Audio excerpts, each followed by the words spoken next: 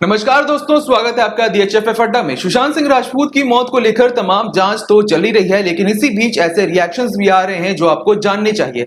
एक ऐसा ही रिएक्शन आया है, रिएक्शन है प्रकाश झा का, जो जाने माने डायरेक्टर है और इंडस्ट्री में उनके बातों का अलग ही वजन है। नेपोटिज्म को लेकर और सुशांत को लेकर जो पूरा प्रकरण हुआ उस पर चुप्पी तोड़ते हुए उन्होंने कई सारी बातें कही हैं जो हम आपको बताना चाहते हैं। जी हाँ, बताएं। जी बिल्कुल आकाश, प्रकाश झा के जो बयान हैं वो इसलिए और ज़्यादा मायने रखते हैं क्योंकि प्रकाश झा इस तरीके के सेलिब्रिटी हैं जो कि अपनी फिल्मों के जरिए हमेशा एक ऐसा संदेश देने की कोशिश करते हैं जो समाज में एक अहम और उलझे हुए मुद्दे होते हैं। और ऐसे में सुशांत सिंह राजपूत के मामले में उनका बयान काफ़ी अहम हो जाता है। क्या कुछ कहा है प्रकाश झा ने, वो सिलसिलेवार तरीके से मैं आपको बता देता हूँ। उनसे सवाल पूछा गया सुशांत सिंह राजपूत को लेकर कि इस पर उनकी क्या राय है, तो उन्होंने साफ तौर पर इसमें दो चार बातें जो हैं उन्होंने कहा कि ये सोशल मीडिया की बातें हैं जहां पर अच्छी बातें भी होती हैं, गंदी बातें भी होती हैं, बेवकूफ़ाना बातें भी होती हैं, लेकिन ये जितनी भी बातें हैं ये ठीक है क्योंकि ये एक जगह ऐसी है जहां पर लोग अपना एक्सप्रेशन जो है वो रखते हैं और जनता की इसी एक्सप्रेशन का नतीजा है कि सुशांत सिंह राजपूत की मृत्यु पर सवाल उठ रहे हैं।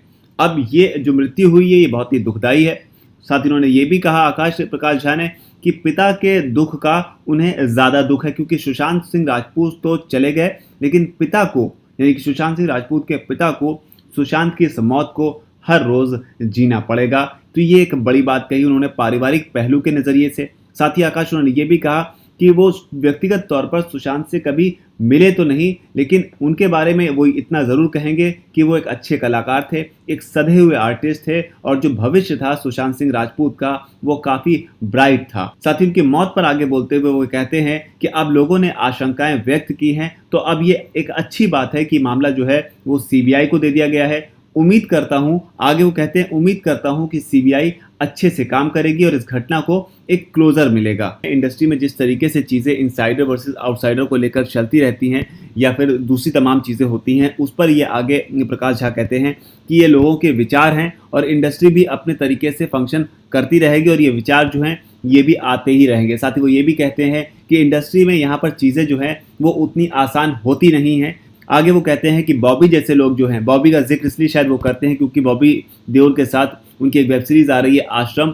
इस सिलसिले में वो ये कहते हैं कि बॉबी जैसे लोग हैं जिनके पिता एक इतने बड़े एक्टर रहे, अगर बॉबी अच्छा काम नहीं करते हैं तो बॉबी को पीछे चला जाना पड़ेगा। अच्छा काम अगर करते हैं तभी उन्हें पहचान मिलती है और तभी वो आगे आ पाते हैं। ये एक जग जाहिर बात है और सबको एक मौका या दो मौके तो मिल सकते हैं, लेकिन आपको ऑडियंस के साथ कनेक्ट करना पड़ेगा और तभी आप जो है इस इंडस्ट्री में खुद को एस्टेब्लिश कर पाएंगे। तो इस तरीके की बातें जो हैं प्रकाश झा कहते हैं। उसके अलावा नेपोटिज्म पर उनसे सवाल पूछा गया तो उन्होंने इस पर यह कहा कि नेपोटिज्म की जो बात होती रहती है या चलती है इसमें कुछ सच्चाई तो है, लेकिन इसमें इतना ठहराव नहीं है। तो जाहिर सी बात है नेपोटिज्म को उन्होंने माना कि कुछ हद तक इसमें सच्चाई है, ठहराव उतना नहीं है। इसके आगे आकाश वो ये कहते हैं कि इंडस्ट्री में दूर दूर से बच्चे जो हैं वो आते हैं और वो चाहते हैं कि 1 साल या 2 साल में उन्हें सक्सेस मिल जाए। ऐसा हर बार संभव नहीं है, कई बार हो जाता है ऐसा। साथ ही वो सफल लोगों की बात भी करते हुए कहते हैं कि जो लोग इंडस्ट्री में सफल हुए, जैसे कि मनोज बाजपेयी हो गए, नवाजुद्दीन सिद्दीकी हो गए,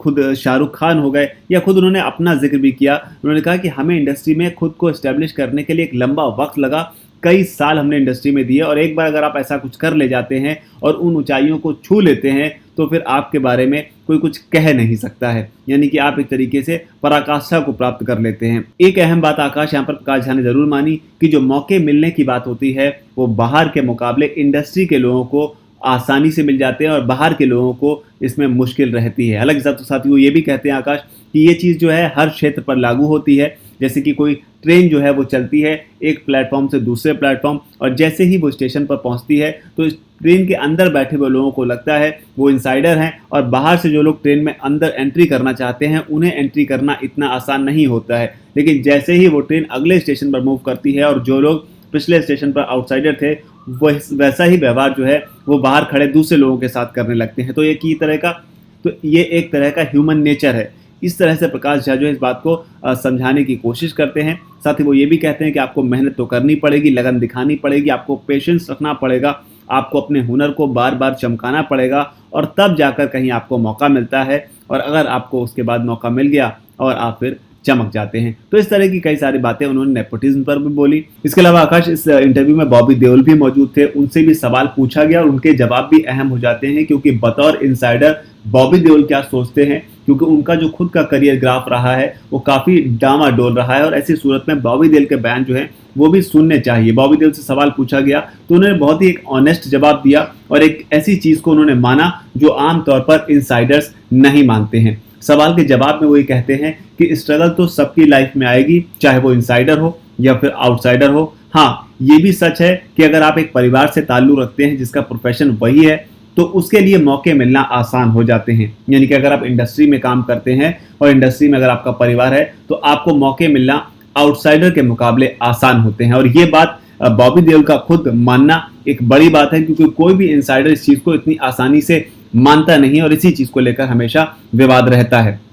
बॉबी देओल आगे आकाश इस इंटरव्यू में ये भी कहते हैं कि अगर आप बाहर से आते हैं तो मौका जो है वो आपको बहुत मुश्किल से मिलता है। तो कुल मिलाकर आपको लक का वेट नहीं करना है, मेहनत करते जाना है। तो इस तरह की अच्छी अच्छी बातें भी वो करते हैं और खुद का भी जिक्र करते हैं कि मेरी खुद की फैमिली जो है इंडस्ट्री से ही है, लेकिन फिर भी मुझे उतना काम नहीं मिला। जी बिल्कुल, तो कुल मिलाकर एक ऐसा इंटरव्यू प्रकाश झा का जो अपने फिल्मों के जरिए एक संदेश देने के लिए जाने जाते हैं। फिर चाहे उनकी फिल्म हो गई आरक्षण, राजनीति या फिर गंगा जल हो गई, इस तौर की तमाम फिल्में उन्होंने बनाई। एक संदेश समाज की जो कुर्तियां हैं उस पर उन्होंने दिया। बॉलीवुड की कुर्तियों पर उन्होंने कुछ बात कही, कुछ बात कहने से वो बचते हुए भी नजर आए।